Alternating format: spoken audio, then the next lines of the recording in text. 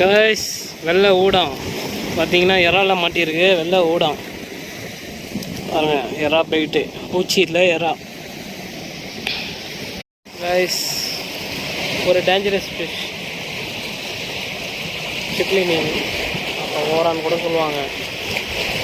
இது வந்து பார்த்தீங்கன்னா எப்போ மாட்டினாலும் சேஃபாக கழட்டி நீங்கள் சேஃபாக விட்டுறது நல்லது. ஏன்னா அதை அடித்தா முள் அடித்தா ரொம்ப கடுக்கும், கையெல்லாம் வலிக்கும். நம்ம ரிலீஸ் பண்ணுறோம். போயிடுச்சு. திடீர்னு நல்ல மீன் மாட்டோம், திடீர்னு இந்த மாதிரி மீனும் மாட்டோம். சேஃபாக ஹேண்டில் பண்ணணும். எல்லா மீனும் ஒரே மீன் மாதிரி இருக்காது. நெக்ஸ்ட் என்ன மீன் பார்ப்போம். ஹலோ காய்ஸ், வெல்கம் டு கடல் தூண்டில் மீனவன் சேனல். ஆஃப்டர் லாங் டைம் கழித்து எண்ணூருக்கு வந்திருக்கோம். வெயில் நல்லா இருக்குது. இது பார்த்திங்கன்னா யூஸ் பண்ணுறது இறா. ஃபஸ்ட் மீன் புஷ்டாரு.